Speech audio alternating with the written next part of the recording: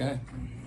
Quin, we talked about Trey's impact, but the way he impacted you guys down the stretch in so many different ways, strong charge, hitting threes, facilitating, just how have you seen him grow so much over these last, 20, 30 plus games? Yeah, I think he's really picking his spots. I always tease him about his bombs, but he's got great range, and sometimes he gets closer. It's harder for him to get it off, and he takes that shot at a very specific time. The reason I bring that up is, I think his focus on his shot selection, particularly late too. Obviously, the last one was a pretty good decision, but I think he's taken a lot of pride in being efficient and knowing when it's time, to give the ball up, and when it's time to impress himself on the game more from a scoring standpoint. So, that's a growth process for him. I've mentioned it before. He's coming off screens where he hasn't done that before. He's playing more pick and roll with guys like DeAndre, not just Clint and Onyeka. We're asking him to push the ball in transition as quick as he is. That's not been a habit for him. So a lot of unfamiliar territory to go with a lot of the things that obviously he's done his whole career and done at a really high level, and you don't want to lose that. But he's been open to all those things, and he watches tape, and he started watching it more with with the coaches, with Ron, and that's good too. Yeah. I think the more dialogue that Trey he's such a competitor, sometimes he can internalize something and you see his emotion come out, and I don't want him to be unemotional. There's a few times he can maybe be a little less passionate with the refs. We joke about that too. I think he told me I have more T's than he does this year. I don't know I think he's got me now. But just a lot of things that that are thrown on his plate, and the way that he's approached it, I think everybody, including his teammates, really respect that.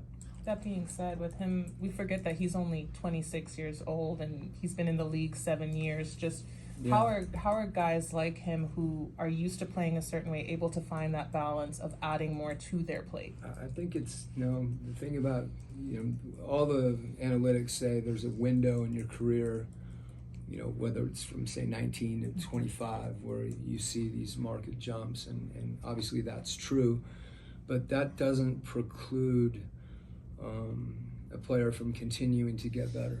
And the hardest thing is not just to improve, but to adjust.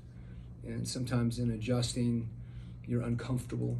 And for someone that's had success, that's not a great feeling. That's hard to embrace. And I think that's the important thing, that he's embraced that. And it's not always easy. He didn't shoot the ball well at the beginning of the year. That never really, he's a good shooter.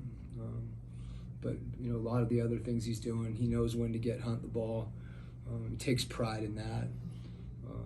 You see that connectedness that's starting to develop on a deeper and deeper level with his teammates. One thing that really stood out about Trey tonight is before he scored his first basket, he had 7 assists. Yeah. What was that say about that connectedness with his teammates, that even when his shot isn't there early, he's still finding ways to be involved in the offense? It's really that efficiency, kind of taking what the defense gives you. There's times he has to read a lot of coverages. Earlier on, they were trapping him, and he has to get off it. A lot of times that won't be an assist, and being willing to make that pass and having that trust in his teammates, because when he does give you that pass, it gives you confidence. And I think you see that with certain guys. When he does give it up, even if they miss, they're getting a pat on the back and hang in there, shoot it again. But to your point, every game's a little bit different. And when you've got the ball, I think his usage is actually down, which doesn't equate to him being less effective. I know it was earlier in the year. It's hard. We've got, when people are out as well, even more is asked of him. And when I say more, it's, more means a lot of things. You know, it means something as simple as getting the ball off the court quick and throwing it ahead. It means taking his catch and shoot three, not passing that up, which has been an adjustment for him. You know, him spacing and being in position to shoot those shots instead of giving the ball up and kind of letting the other guys play, staying involved in the play. Coach, I wanted to ask about your team's adjustment between that third and fourth quarter. It seemed like Utah kind of took some of that momentum in the third quarter with those two techs. Can you speak on their response to just pull this one out?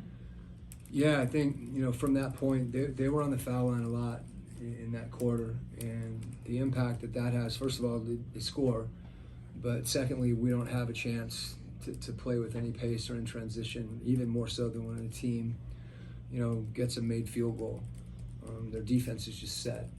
And, you know, again, I thought our guys kept their composure, and we got some big stops when we needed to. And it was kind of a slow grind. You know, there was no window where all of a sudden you were able to deliver, you know, a blow. We just had to kind of grind and grind and grind. And obviously, you know, the last shot was, you know, you don't see that very often. But I did feel like, you know, we put ourselves in a position to win, and Sexton hit a great shot too. I thought Dyson was going to win another game on defense, and he came up with the ball. And at that point, he's facing you. It's hard to foul without risking giving up 3 free throws. Are you relieved that your players were able to save their legs for another 5 minutes? I wasn't thinking about the next game, I'll be honest with you. Coach, I wanted to I was ask. excited. I wanted to ask you about Zach's impact. I mean, the first half he had 11 and 6, and then just his defense and the overall game. Just what did you see out of him tonight?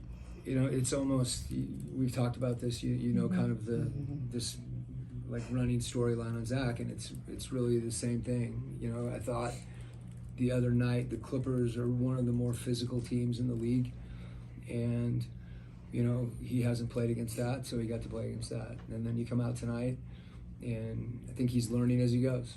And you know, I think when you have some success, as he did tonight, there's other games where the ball just may not go in, and you look up at the plus minus. I don't know what he was tonight, but he's usually pretty good. +8.